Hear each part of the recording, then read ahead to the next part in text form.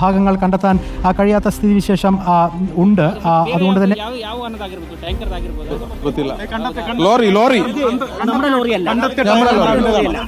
നമ്മളെ ലോറിയല്ല, അറിയില്ല, ഏതോ ഒരു ലോറിൻ്റെതാ. നമ്മളെ ട്രക്കല്ല, വേറെ ഏതോ ട്രക്കാ.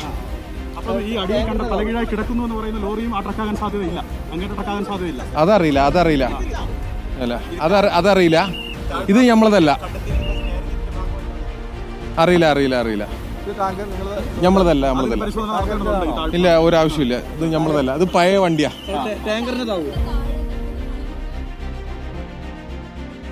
ബ്ലാക്ക് കളറാണ് ഞങ്ങളത്. ബ്ലാക്കാ, ഫ്രണ്ട് വീൽ. അത് ബ്ലാക്ക് കളറാ, റെഡാണ്. ഇത് പഴയ വണ്ടിയാ. എന്താ അറിയില്ല, ഏത് ലോറി ആയാലും ഇത് പഴയ ഒരു ലോറിയാ, ഉറപ്പാ. ഒരു പഴയ ലോറിയുടെ ടയറാണ് എന്നതാണ് ഇപ്പോൾ മനാഫ് നൽകിയ പ്രതികരണം. ദീപക് മലയമ്മ, അത് അർജുന്റെ വാഹനത്തിൻ്റെതല്ല, ഉറപ്പിക്കാം.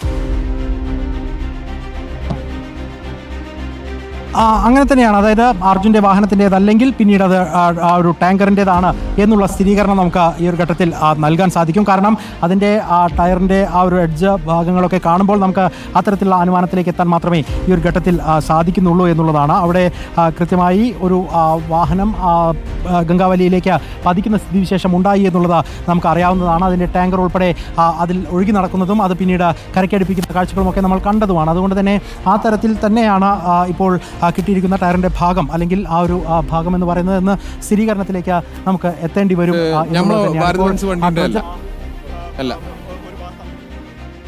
ഭാരത് ബെൻസിൻ്റെതല്ല, മനാഫ് അത് സ്ഥിരീകരിക്കുന്നു.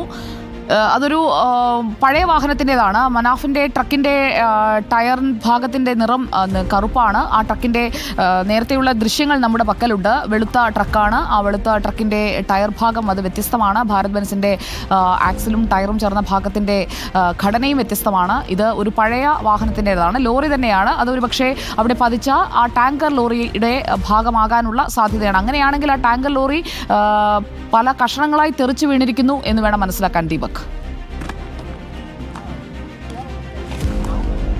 അതെ, തീർച്ചയായിട്ടും അത്തരത്തിൽ ഭിന്ന ഭിന്നമായ രീതിയിലാണ് പലപ്പോഴും പാർട്ടുകൾ കിടക്കുന്നത് എന്നുള്ളത് കൊണ്ട് തന്നെ അങ്ങനെ അനുമാനിക്കുക അല്ലാതെ വേറെ നിർവാഹമില്ല എന്ന് പറയേണ്ടി വരും. കാരണം ഏറെ പ്രതീക്ഷയോടുകൂടിയാണ് ഈ സമയം വരെ നമ്മൾ കാത്തിരുന്നത്. ഡ്രജറിലെ ക്രെയിൻ ഉപയോഗിച്ചുകൊണ്ട് പെട്ടെന്ന് തന്നെ ഒരു നീക്കം നടക്കുമെന്ന് നമ്മൾ പ്രതീക്ഷിച്ചിരുന്നു. അതിൻ്റെ ഒരു ടയർ ഉയർത്തി വരുന്ന ഘട്ടത്തിൽ പോലും അത്തരം പ്രതീക്ഷകൾ നമ്മളെ മുന്നോട്ട് നയിച്ചിട്ടുണ്ടായിരുന്നു. പക്ഷേ ആ പ്രതീക്ഷയ്ക്കും നിലവിൽ വകയില്ല എന്നുള്ളതാണ് ആ ഒരു ടയർ ഭാഗം മുകളിലേക്ക് എത്തുമ്പോൾ നമുക്ക് കാണാൻ കഴിയുന്നത്. എന്തായാലും ആ ഡ്രജർ അവിടെ നിന്നും അല്പം കൂടി മാറ്റിയിടുന്ന ക്ലൈം അതിൽ ഇനി പൊട്ടിയിട്ട് ഇത് മാത്രം വലിഞ്ഞു വന്നതാണോ അറിയില്ല. എടുക്കലുണ്ടാവില്ല. ഇത് ഉറപ്പിച്ചോട് കൂടിയിട്ട് ഇനിയുള്ള ഭാഗം എടുക്കലുണ്ടാവില്ല. കാരണം മറ്റു മേഖലകളിൽ മാത്രമായിരിക്കും പരിശോധന. അതെ, ഇത് നമ്മൾ മാത്രമേ ഉള്ളൂ ക്ലെയിം ചെയ്ത് വന്നത്.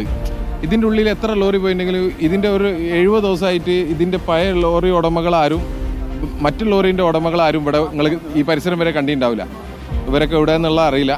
ഓർക്കൊന്നും ഒരു ക്ലെയിം ഇല്ല. ഓർക്ക് ലോറി കിട്ടണമെന്നോ കണ്ടെത്തണമെന്നോ അവരെ ഡ്രൈവർക്ക് എന്ത് സംഭവിച്ചിട്ടുണ്ടെന്നോ കണ്ടെത്താനൊന്നും അവർക്ക് താല്പര്യമില്ല. മുകളിൽ നടത്തിയ പരിശോധനയിൽ നിന്നും ഈ അർജുൻ്റെ വാഹനത്തിൽ നിന്നുണ്ടായ ചില വസ്തുക്കളൊക്കെ കണ്ടെത്തിയിരുന്നു. ആ ഭാഗം കേന്ദ്രീകരിച്ചുള്ള തെരച്ചിലേക്ക് തന്നെ പോകുമോ? ആക്ച്വലി അതിൻ്റെ നേരെ വിപരീതത്തിലേക്കാണ് ഇപ്പോൾ പോയിക്കൊണ്ടിരിക്കുന്നത്. നമ്മളെ വണ്ടിൻ്റെ മറ്റ് ഭാഗങ്ങൾ കണ്ടെത്തിയതൊക്കെ ആ ഭാഗത്താണ്. ലക്ഷ്മൺ നായക്കിൻ്റെ കടൻ്റെ പിന്നിലാണ്. അവിടെ ഇതുവരെ തെരച്ചിൽ തുടർന്നിട്ടില്ല. അവിടേക്ക് തെരച്ചിലുണ്ടാവും. ഇന്ന് ഈ സാധനം എടുക്കും. ഇപ്പം ഇനിയൊന്നും കണ്ടുകിണ അറിയില്ല. ഒരു വാഹനത്തിൻ്റെ ഇതും കൂടി കണ്ടുകിണ അറിയില്ല. അതേതാ വാഹനത്തിൻ്റെ സാധനം എന്നുള്ളത് അതും കൂടി എടുക്കും. ഒരു ചെറിയ വാഹനമാണ്. ചെറിയ വാഹനമാണെന്ന് ഈശ്വർ മൽപ്പ പറയുന്നത്. അതെന്താന്നുള്ളത് ചിലപ്പോൾ വേറെ ഏതെങ്കിലും ലോറിൻ്റെ ഭാഗമാണോ എന്നുള്ളത് അറിയില്ല.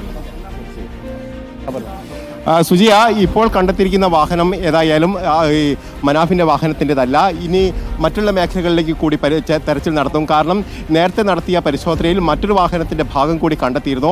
ആ മേഖല കേന്ദ്രീകരിച്ചുള്ള ഒരു തെരച്ചിലേക്കായിരിക്കും അടുത്ത ഘട്ടത്തിൽ പോവുക. ഇപ്പോൾ നമുക്കറിയാം ഡ്രഡ്ജർ തന്നെ അങ്ങോട്ട് നീങ്ങിക്കൊണ്ടിരിക്കുകയാണ്. കാരണം ഇപ്പോൾ ഈ ട്രക്കിൻ്റെ ഭാഗങ്ങൾ കണ്ടെത്തിയിരിക്കുന്ന ഭാഗത്ത് നിന്നും ഏതാണ്ട് ഒരു 40-50 മീറ്റർ താഴെയായിട്ടാണ് മറ്റ് വാഹനത്തിൻ്റെ ഭാഗങ്ങൾ കണ്ടെത്തിയിരിക്കുന്നത്.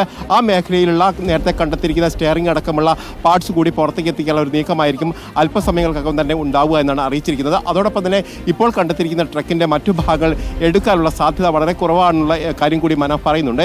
ഏതായാലും അർജുൻ്റെ ട്രക്ക് കണ്ടെത്താൻ കഴിഞ്ഞിട്ടില്ല എന്നത് ഒരു വസ്തുതയായി തന്നെ നിലനിൽക്കുന്നു. അതോടൊപ്പം തന്നെ ഇപ്പോൾ കണ്ടെത്താൻ പോകുന്ന അല്ലെങ്കിൽ ഇപ്പോൾ എടുക്കാൻ പോകുന്ന ഭാഗങ്ങൾ ഒരു ചെറിയ വാഹനത്തിൻ്റെ ഭാഗങ്ങളാണ് എന്ന് നേരത്തെ തന്നെ ഈ മനാഫും അതോടൊപ്പം തന്നെ ഈശ്വർ മാൽപ്പി അടക്കമുള്ള ആളുകൾ നേരത്തെ തന്നെ വ്യക്തമാക്കുകയും ചെയ്തിട്ടുണ്ട്.